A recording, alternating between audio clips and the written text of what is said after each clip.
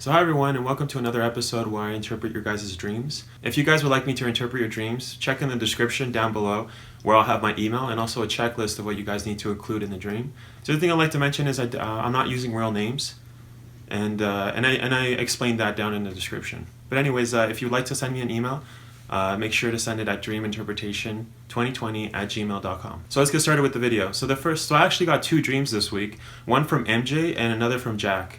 So I'm going to start with MJ, and the way that I do things is I actually read the whole dream, and then after I'm going to read it again, but this time I'm going to break it down and interpret each section of the dream. So alright, let's get started. So this is MJ's dream. So this dream actually happened earlier this month at 10:44 a.m. So I had a dream last night that I was a ranger in the city with some other women, and we were going around the city, and we were kind of like Power Rangers. And other people that were a part of other groups of special forces didn't really take us seriously. The streets were empty. The one day when we actually went in another direction in the city, that day, we saw that the city was on fire. We had heard about this, but we didn't know it was actually going to happen.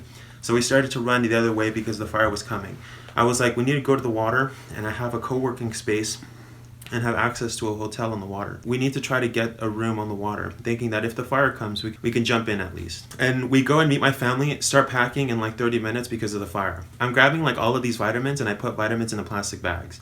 My brother was kind of taking his time and was all in a bad mood, kind of like how he usually is. I was asking him something that he was on, but he was on his phone, and my dad got irritated, and then my dad went downstairs. There were other friends and family there too. I was asking my brother, did he have everything? And he says he has to go to the doctor every day because of the pills that he takes every day, and he has to check his bumps and lumps. And I was like, bumps and lumps? Oh no. And he was just like, yeah, whatever, because I can't sleep. The dream ended with my brother at the table, still on his phone, and my dad being frustrated and telling him to get off his phone. And my brother took a very long time to do it, so it was kind of like a lack of respect, very visible. All right, so yeah, that's an awesome dream, and now I'm going to break it down. So I'm going to start from the beginning. So I had a dream last night that I was a ranger in the city with some other women, and we were going around the city, and we were kind of like Power Rangers, and the other people that were a part of other groups of special forces didn't take us seriously. So God kind of shows me that the fact that you're with other women going around the city, you're almost like prayer walking. So it almost seems like you're praying for the city, going around and actually warning people. That's what God was showing me, of an impending danger. Later on in the dream, you say that there's a fire, but we'll get to that. Yeah, I got that the special forces didn't take you seriously. It was just kind of like, yeah, people didn't really take you seriously, even though you guys were going around preaching and basically saying there's an impending danger that's coming. So then after it says the streets were empty. So I got that like you said, the special forces didn't really take the prayer group that seriously. But I got that the streets were empty actually because that impending danger that you guys were actually prayer walking about was actually about to happen. It was kind of like the silence before the storm. It was actually the streets were empty. It was like, boom, it was really quiet and it was just about to hit. So then the dream continues. It says, then one day when we actually went in another direction, and that's in the city that day, and we saw that the city was on fire. So actually, that actually shows me, like prior, like I was saying, what the streets were empty it's like this was just about to hit. What you guys were prayer walking about was just about to hit, and then you actually say it then the next day. So right after you guys, right after in the dream, it says that we actually went to another direction, saw the city that day, and we saw that the city was on fire. So yeah, the thing that you guys were preaching the other day, it was actually happening right now. You guys just noticed, wait a second, the city's on fire. That impending danger that you guys were prayer walking about is actually just happening. So we heard about this, and we didn't know it was actually going to happen, so we started to run the other way because the fire was coming. And I was like, we need to go to the fire in the water and have a co-working space and have access to a hotel in the water. We need to go and try to get a room in the water, thinking that if the fire comes, we can just jump in at least. So the fact that you guys already heard about it, that's exactly what God was showing me before. That's what you guys were warning people about, was this impending danger, and the fact that the fire was already happening. You were kind of like not believing it. So the fact that you were even saying that I heard about it but didn't even actually know that it was actually going to happen. So that's what you guys were doing, and then sure enough, it does happen. You guys are running the other way. Now it says we need to go to the water and have a co-working space. That's just you going into survival mode.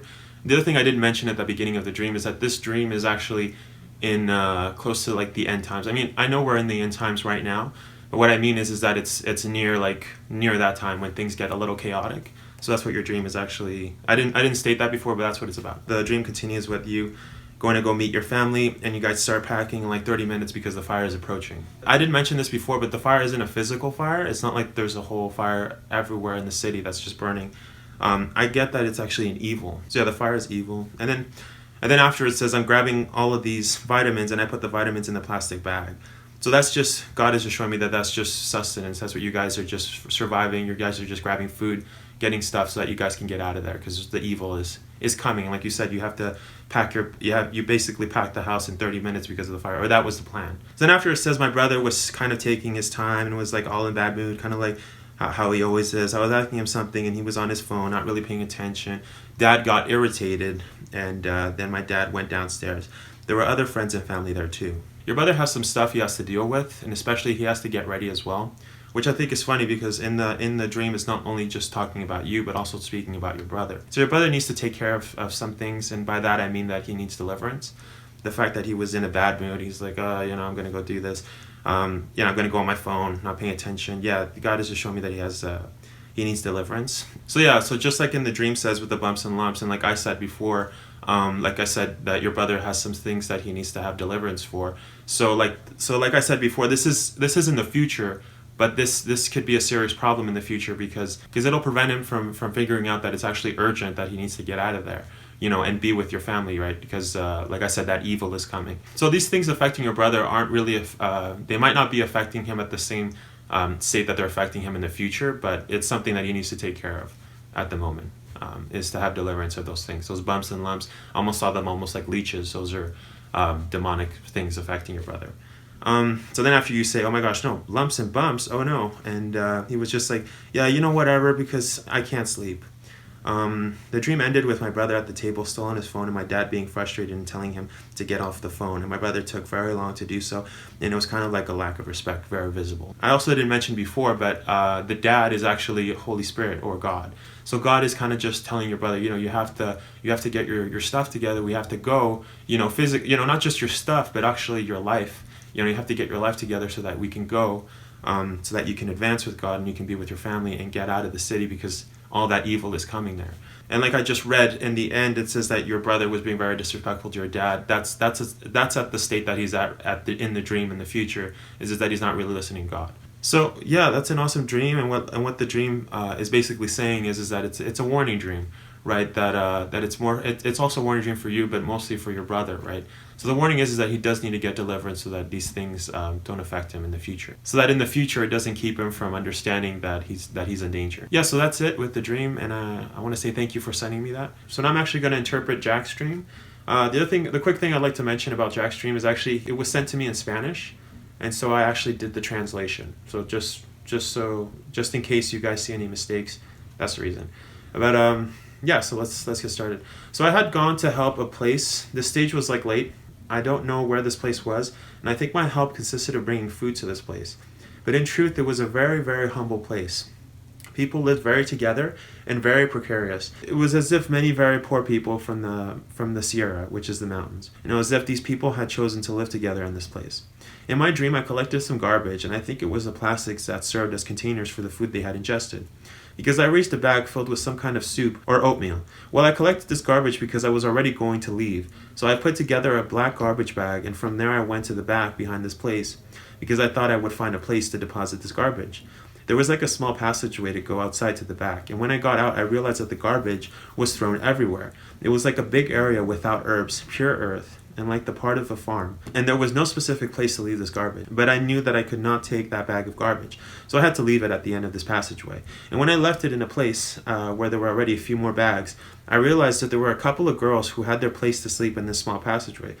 And it seemed I seemed to hear them talking about my eyes. I had brought a kind of fence to this place, a wooden gate with bars, and I now had to take it with me. So the scene changed, and it was like daylight in the back area of the old house, like a German house. But it was so old that the wood was very wide and unpainted.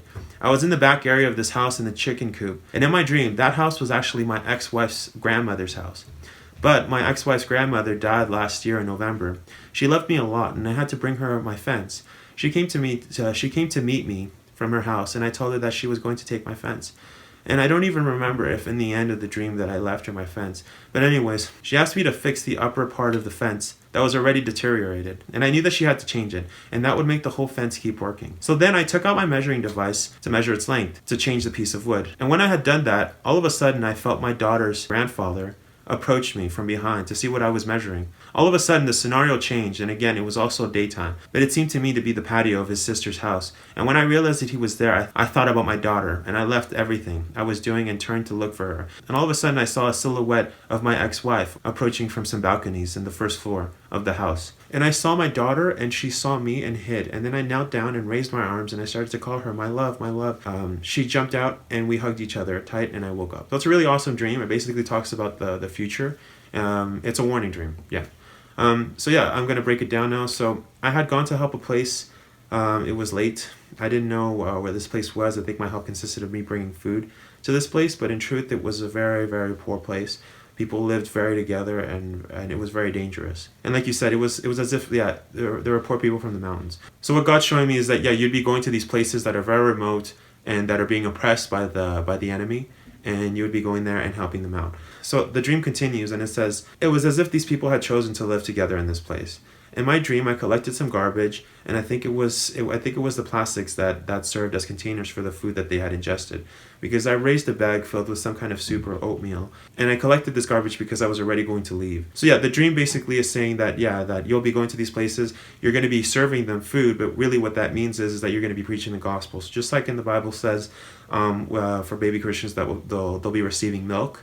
That's kind of like the oatmeal and the soup, in this dream. And then after it says that you collected this garbage because I was already going to leave, I put together a black garbage bag, and from there I went back behind the place and I was going to throw it out. So that right there shows me that the black bag represents all the evil so you're going to be doing deliverance. So once you go to these towns, you're also, not only are you going to be preaching the word, but you're also going to be doing deliverance. So then the dream continues. It says, I went to the back behind this place because I thought I would find a place to deposit this garbage. There was a small passageway to go outside the back, and when I got out there, I realized that the garbage was thrown everywhere. It was like a big area without herbs, pure earth, like the part of the farm, and there was no specific place to leave this garbage.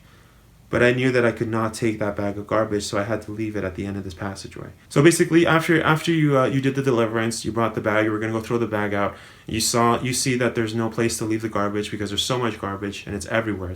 So that basically shows that you did a mass, deliverance in the whole town.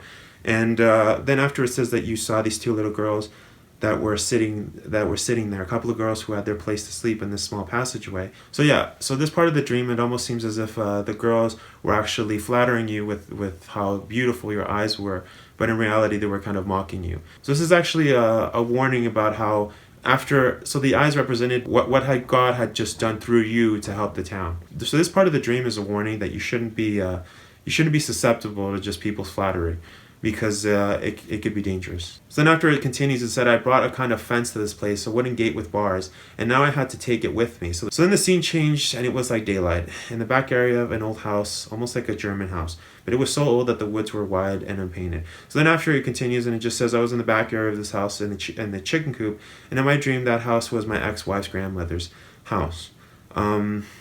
But my ex-wife's grandmother died last year in November. She loved me a lot, and I had to bring her my fence. And she came to meet me from her house, and I told her that she was going to take my fence. So it says I don't even remember if in the end I actually left her my fence. But she asked me to fix the upper part of the fence because there was wood that was deteriorating.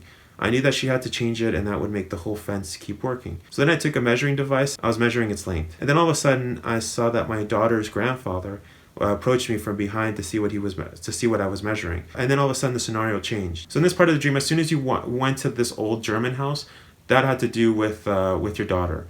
So that basically just represented that you had to basically your family. So the fact that you had a really good relationship with your ex-wife's grandmother, and she loved you a lot, and then all of a sudden you were fixing her house, and all of a sudden you realized that, wait a second, where's my daughter? That's basically showing God's giving you insight that you have to fix a relationship with your daughter.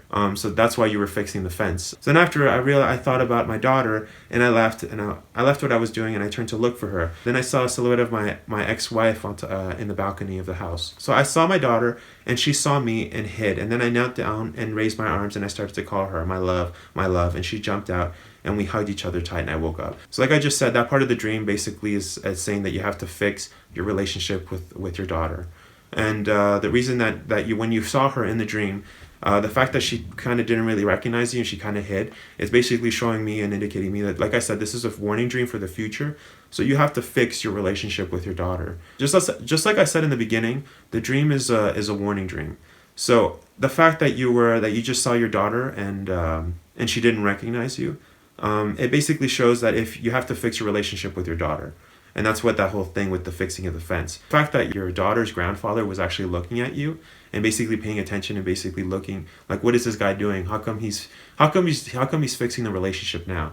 And also the fact that when you went to go look for your daughter and you dropped everything and you saw your ex-wife basically looking at the balcony from the house, that shows that the grandfather of your daughter and also your ex-wife are both trying to prevent you from actually having that relationship with your daughter. So God is basically saying you basically have to repair that relationship. So in the dream, when it shows you that when she did recognize you and she did come for a hug and you guys jumped and were hugging. So when your daughter recognized you and ran into your arms, it doesn't matter how much time it takes to fix that relationship that you have with your daughter. In the end, God is basically showing you that so it was completely restored. Thank you so much for sending your dreams. Both MJ's and Jack's dreams were actually really awesome dreams. Both had to do with the future, but of course, both of them talked about different things. Like Jack had to do with it was more of a warning, while the other one was a kind of a preparation and kind of just a training dream for the future. But also, MJ's dream kind of talked about near the end. It kind of talked about her brother and how it was kind of a warning for him. So thank you so much for sending your dreams. I hope this helps with your journey with God. And for everyone else watching, like I said in the beginning, if you would like to send me your dreams, you can find all that information in the description and email me at dreaminterpretation2020@gmail.com. And thanks for watching. If you liked the video, please remember to leave a like and subscribe, share the video. Thanks for watching, and God bless.